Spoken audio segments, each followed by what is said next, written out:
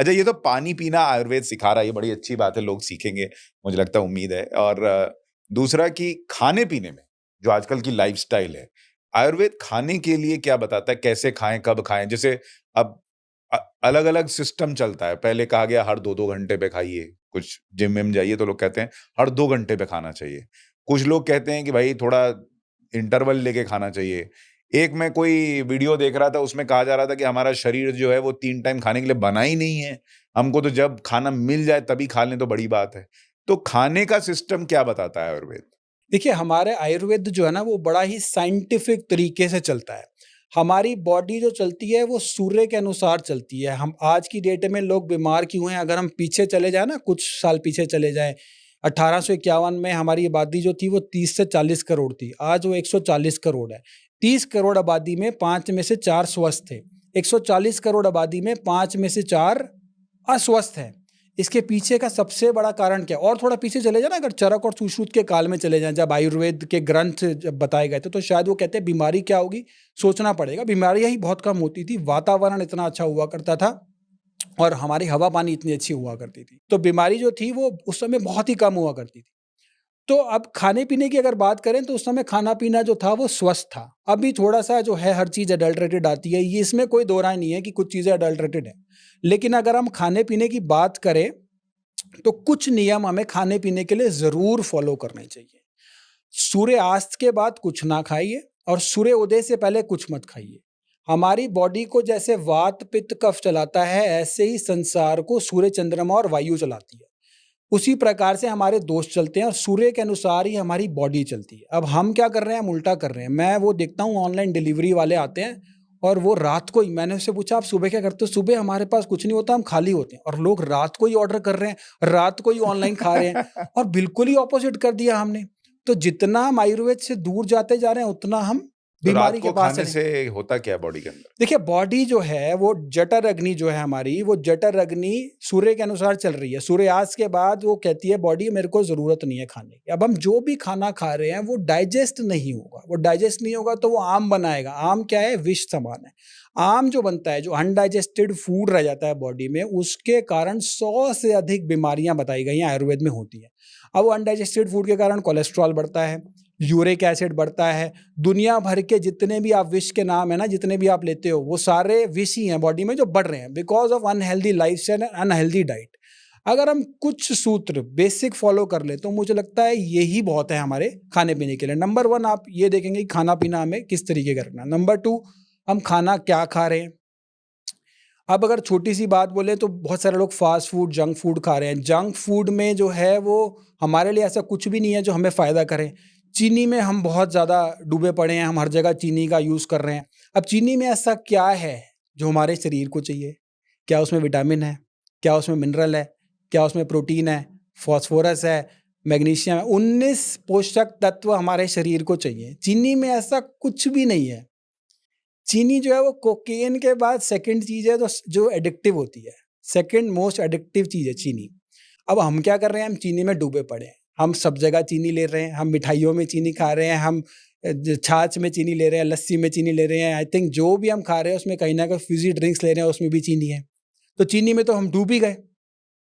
चीनी जो है वो एक प्रकार का व्हाइट पॉइज़न है। चीनी में सल्फ़र का प्रयोग होता है, वही सल्फ़र जो पटाखों की फैक्ट्री में यूज़ होता है। तो चीनी जो है हमें बिल्कुल इमीडिएट कट डाउन करनी चाहिए। अब चीनी कट डाउन करना ज़रूरी तो है, करना भी चाहते हैं, लेकिन होती नहीं है बहुत से लोगों से, पता भी है। वेट लॉस के लिए भी चीनी कट डाउन करना बहुत ज़्यादा ज़रूरी है। उसकी जगह पे आप खांड का यूज़ कीजिए, शक्कर का यूज़ कीजिए। 1 हफ्ता अगर चीनी को कट डाउन कर लिया और खांड और शक्कर का यूज़ कर लिया, तो बॉडी के अंदर चमत्कार होगा। शक्कर और चीनी में क्या फ़र्क है? चीनी जो बनता है ना, वो एक कॉम्प्लिकेटेड प्रोसेस से बनता है। चीनी जो होता है वो कॉम्प्लिकेटेड प्रोसेस के द्वारा, मल्टीपल रिफाइनरी के द्वारा बनता है। चीनी की अगर आप मिल के बाहर से निकलोगे ना, तो बहुत गंदी स्मेल आती है उसमें। बहुत सारे प्यूरिफिकेशन, बहुत सारे केमिकल का यूज़ किया जाता है उसके अंदर, तब वो चीनी बनता है। अब शक्कर है, या अगर हम कुछ भी, वो गन्ने के रस से बनता है, वो सिंपल प्रोसेस से बनता है, केमिकल का प्रयोग नहीं होता। तो इसलिए चीनी जो है ये हमारे शरीर के लिए ज़हर है। पहले चीनी कोई नहीं खाता था इंडिया में। ये चीनी कब से शुरू करी? जब से अंग्रेज़ आए, तब से चीनी आई। पहले हमारे यहाँ पे चीनी कोई नहीं खाता था, चाय कोई नहीं पीता था, तब हमारे यहाँ शक्कर चलता तब था शक्कर लेते या थे, गुड़ इस्तेमाल करते गुड़ लेते थे, गुड़ is also very good alternate, ये चीजें लेते थे, चाय भी नहीं लेता था उस समय कोई। आजकल तो सुबह लोग कहते हैं चाय ना पिए तो पेट साफ नहीं होता। तो चाय कॉफी भी आजकल बड़ी कॉमन हो गई है। चाय कॉफी का किडनी पे क्या असर पड़ता है? देखिए, चाय कॉफी जो है ना, ये हम आदी हो गए हैं, क्योंकि जब भी पत्ती और दूध और चीनी मिला के हमने जहर बना लिया और हम कह रहे हैं जी हम चाय ले रहे हैं, चाय का नाम दे दिया उसको, ये एक प्रकार का जहर है जो हम ले रहे हैं। कॉफी के अंदर कैफीन है। यहाँ पे आप टेम्परेचर अगर देखें तो हमारे इंडिया में सिर्फ 1 या 2 जगह छोड़ दे तो ऐसी कोई ज्यादा जबरदस्त ठंड नहीं पड़ती। अगर ठंड पड़ती भी है तो सर्दियों में 1 आध महीना अगर हम कॉफ़ी पिए तो हमारी बॉडी की हार्ट रेट अच्छी रहेगी। लेकिन हम क्या कर रहे हैं, हम गर्मियों में भी कॉफ़ी पी रहे हैं, हम हर मौसम में कॉफ़ी पी रहे हैं, दिन में 2 कप कॉफ़ी पी रहे हैं, वो बॉडी के लिए नुकसानदेह। अगर आप कश्मीर में रहते हो, ठंड बहुत ज़्यादा पड़ रही है, तो आप कॉफ़ी पियो, आपके लिए अच्छी है। आप स्विट्ज़रलैंड में बैठे हो, आप कॉफ़ी पियो, आप पेरिस में बैठे हो, ठंडे देश में बैठे हो, आप कॉफ़ी पियो।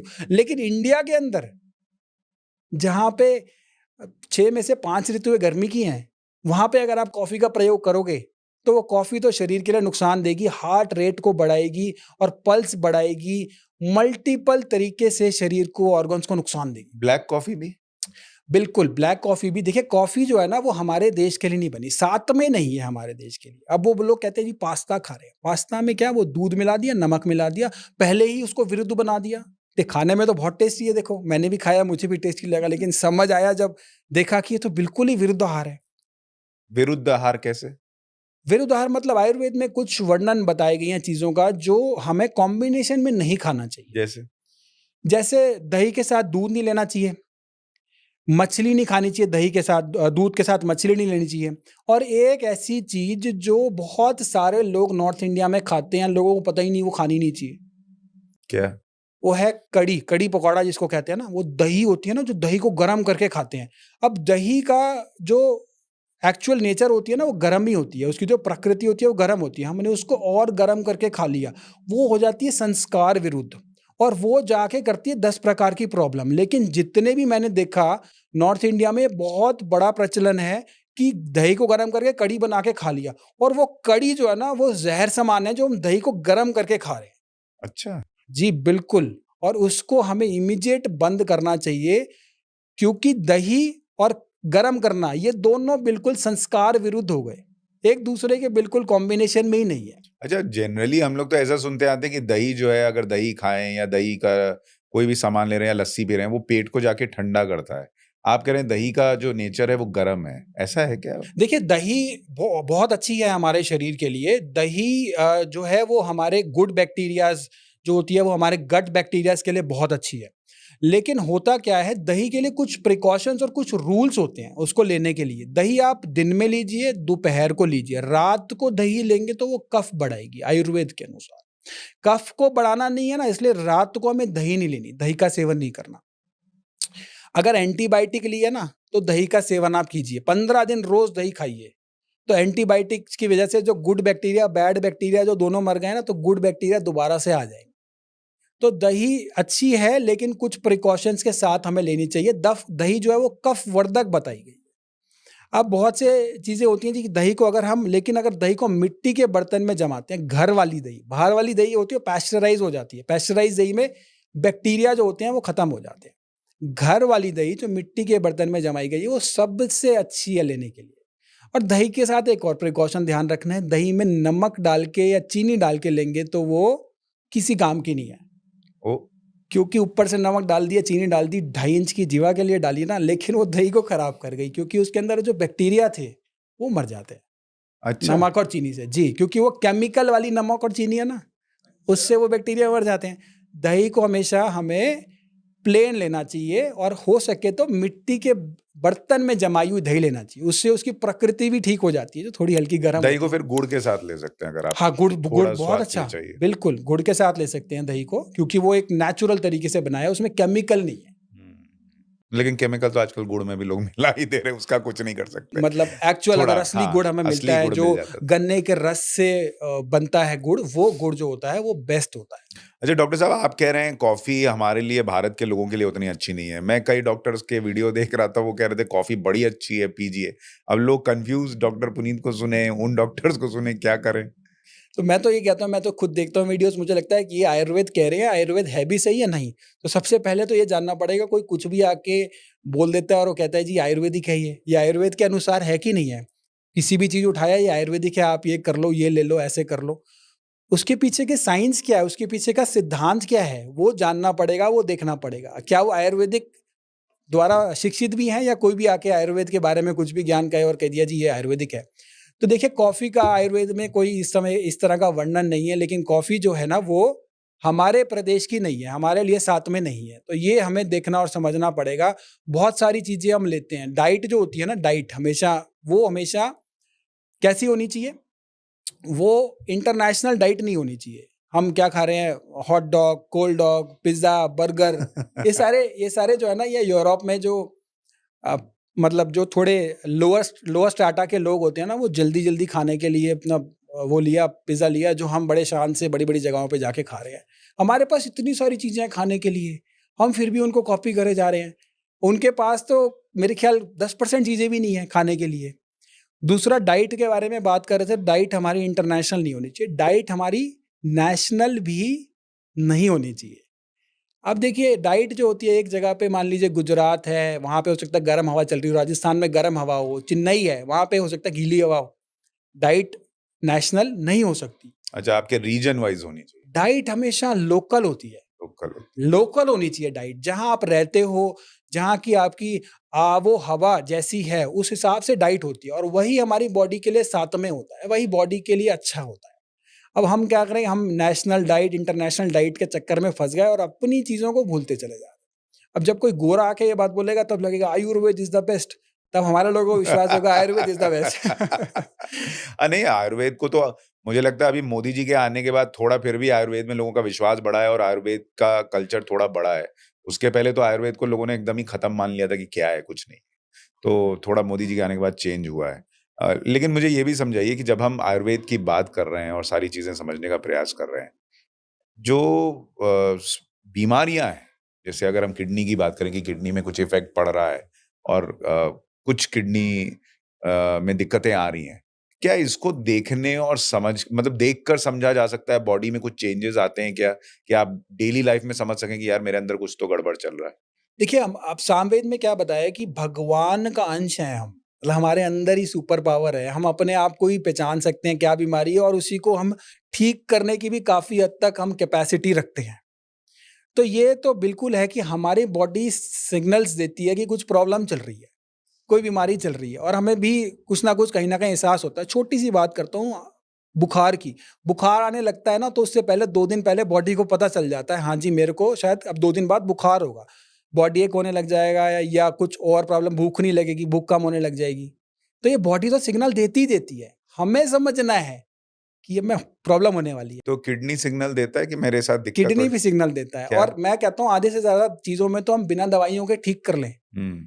बिना दवाइयों के ही हम ठीक कर लें, ज़रूरी थोड़ा आयुर्वेद में भी दवाइयाँ लेनी है। तो अब मैं वो तीसरी कैटेगरी का वैद्य हो जाऊँगा जो बिना दवाइयों के ठीक कर दूँगा। तो नहीं, अगर पहले लेकिन किडनी के सिग्नल तो बताइए कि अगर ये चीज़ें लोगों को दिख रही हैं डेली लाइफ़ में, तो ये कुछ तो सिम्पटम है कि किडनी को दिक्कत है। जी, देखिए किडनी सबसे पहले जो होता है, अगर किसी को ब्लड प्रेशर है या किसी को डायबिटीज़ है, तो वो एक प्रोन एरिया में आते हैं जहाँ पे किडनी फेलियर का चांसेस बहुत ज़्यादा होता है। तो ऐसे पेशेंट्स को नंबर 1 अपना बीपी कंट्रोल रखना चाहिए, बीपी को मॉनिटर करना चाहिए।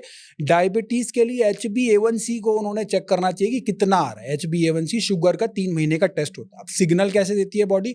अगर आई के नीचे पफिनेस आने लग जाती है बहुत सी बार, तो ये हो सकता है this might be because kidneys are not functioning properly, but this is not always vice वर्सा।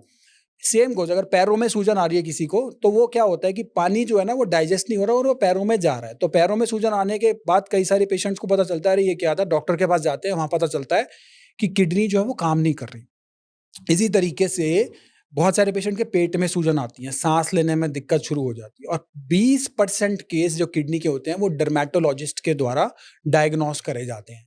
क्या होता है, किडनी के सिम्टम्स और बीमारियों के मुकाबले कम होते हैं। तो बहुत सी बार जब किडनी काम नहीं कर रही होती तो यूरिया क्रेटनाइन जो है वो बढ़ने लग जाता है बॉडी। जब वो यूरिया क्रेटनाइन बढ़ता है तो बॉडी में इचिंग शुरू हो जाती है, क्योंकि वो टॉक्सिन्स बॉडी में इकट्ठे हो रहे हैं जो निकल नहीं पा रहे। किडनी का मेन काम है कि वेस्ट को बाहर निकालना, प्रोटीन को रोक के रखना। अब जब किडनी काम नहीं कर रही तो वो वेस्ट को भी वेस्ट भी बॉडी में रुक रहा है। तो जब वो वेस्ट रुकता है तो बॉडी में कई प्रकार से इचिंग और कई तरीके की खुजली शुरू हो जाती है। जब वो डॉक्टर के पास जाते हैं, डर्मेटोलॉजिस्ट के पास जाते हैं, स्किन डिजीज वाले के पास जाते हैं, तब वो केएफटी कराते हैं और तब पता चलता है 20-25% केसेस में कि किडनी काम नहीं कर रही। अच्छा, तो ये स्किन भी कई बार आपको बताता है कि भैया गड़बड़ है मामला। एब्सोल्युटली, बिल्कुल बताता है। इसके अलावा जो एक बड़ी चर्चा होती है कि भाई स्टोन बन गया है, किडनी में स्टोन हो गया है। एक तो लोग कई बार कहते हैं कि बियर पीने से स्टोन निकल जाता है, ऐसा होता है? देखिए, बियर जो है वो डायूरेटिक होती है, जौ का पानी है। अब वो स्टोन के कंटेक्स्ट में बात करेंगे तो वो एक तरीके से किडनी को फ्लश आउट करती है, लेकिन बियर के साथ प्रॉब्लम ये है, मैं यहाँ बोलूँगा बियर ले लो, तो बहुत सारे लोगों को मतलब ये लगेगा कि बहाना है कि बियर लेने का। लेकिन देखिए, एक प्रॉब्लम ये है कि अगर हम इसके आदी हो जाते हैं तो हमारा अंत हो जाता है। तो इसीलिए ना ये एक अच्छा अल्टरनेट नहीं है किडनी स्टोन के लिए। हालाँकि एक नेचुरल डायूरेटिक होने के कारण वो स्टोन को निकालने में, फ्लश आउट करने में मदद ज़रूर करेगी, लेकिन अगर आप लिमिट में इसका सेवन कर पाएँ तभी। हाँ, पता चला कि स्टोन निकल गया और आप जो है वो लीवर खराब हो गया। लिवर खराब हो गया और आप बाहर में फँसे हुए हैं। एब्सोल्युटली। तो वो वाली चीज़ है। जी।